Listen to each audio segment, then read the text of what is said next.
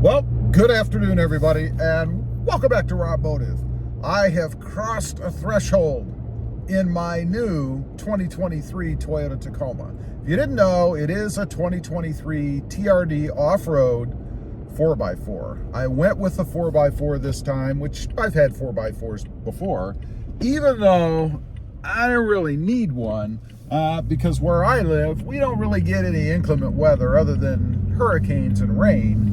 I don't think you really need 4x4s for rain, but some people would argue. So anyway, how is the truck doing? I have crossed the 1,000 mile threshold. And I know, I've had the truck for a while. Some folks are gonna say, how can you only have 1,000 miles on that truck?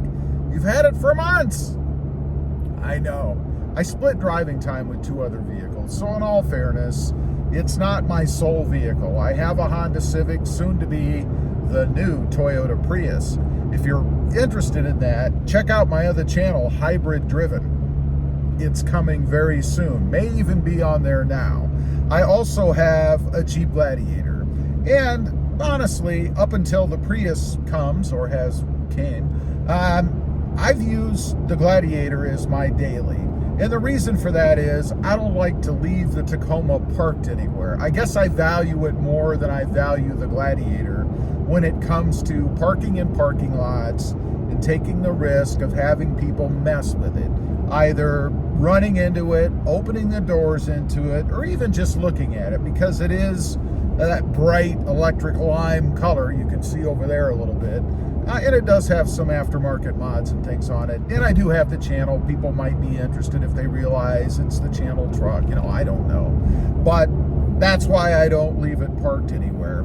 So how is the truck doing? I have two complaints, I guess, about this particular truck. One is throttle lag, which I've taken care of with the pedal commander. Not looking to turn this into a pedal commander commercial, but if you're looking to get everything that you can out of the Toyota Tacoma or any vehicle that has throttle lag, and by that I mean when you push on the pedal and there's a hesitation before anything happens, you've got to get the pedal commander. Simple plug and play installation, and unlike tunes, you can adjust it yourself. You can go ahead, change the settings, get it to where you want it, dial it in. There is a discount code down below for it. You can save 30 bucks.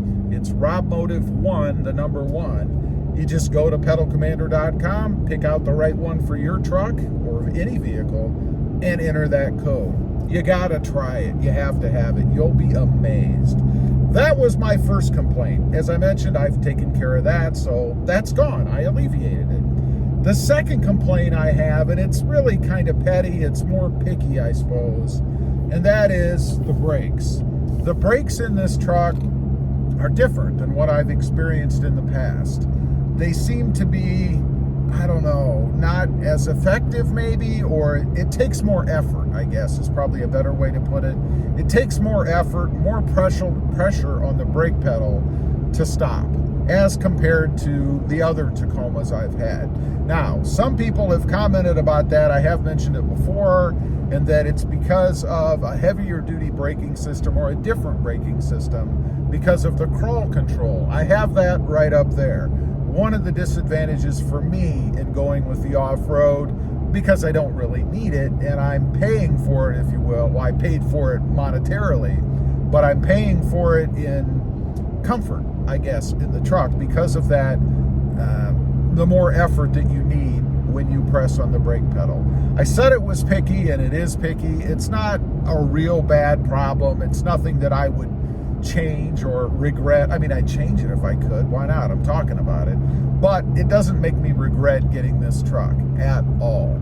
Otherwise, everything else has been spot on. I haven't had any check engine lights, anything wacky and weird like that. I haven't had to take it back to the dealership to get anything corrected or fixed. The paint seems to be pretty darn good on this truck. You know, one of the big complaints that I hear about Tacomas is the paint, particularly white. A lot of people have complained, and I know it's a problem, it's an ongoing problem, about white kind of peeling or even changing to that orange peel look, you know, where it kind of degrades or changes color a little bit. I've seen some pretty severe cases of it where the paint is actually peeling off. I don't know if it's because people have said there's no clear coat. I don't know if there's a clear coat or not. I can't believe there wouldn't be, but some folks have said there isn't on the white only. Who knows? I've had no issues like that. Fit and finish. All the body panels where they come together, the gapping and all that stuff, nothing has caught my eye on this truck. Although, admittedly, I haven't spent a ton of time nitpicking that because I know there's always going to be tolerances between gaps, body panels. The front or the rear bumper rather is going to be a little bit off side to side. The gapping will be a little bit different. But the big difference in this one as compared to the magnetic gray metallic I had, it was a 2021, was that kind of plate that goes across the front where the bumper is, that plastic piece kind of pushes on. On my truck, that would move a lot. I think more than it should have, more than tolerance would dictate. So I don't have that issue on this truck. Honestly, it's one of the first things that I checked because it drove me nuts on the other truck. Even though it's not something that you generally use, I mean, it serves no function from a day-to-day basis. It's just kind of a cover, if you will. But it seemed that I would always nick into that when I was working under the hood or doing something on the front of the truck, and it always moved.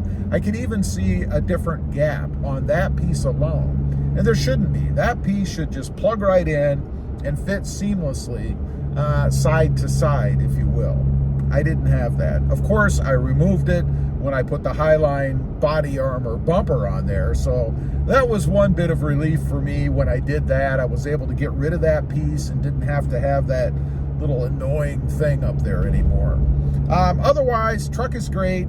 I might throw in one small complaint, although it's really not bad, and it seems to have gotten better, and that's fuel economy. Right now, I'm running 17.5 miles per gallon. It's been primarily under 50, 55 mile an hour driving. I would say probably 60-40 as far as the percentage of 55 versus under 55 miles per hour driving that I do.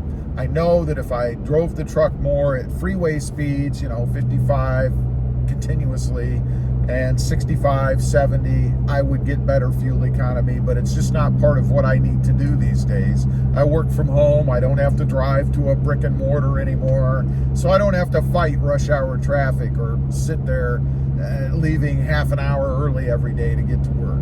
Anyway, I just wanted to get on, give a 1,000 mile update on my Toyota Tacoma. I love the truck. I mentioned Pedal Commander in the beginning.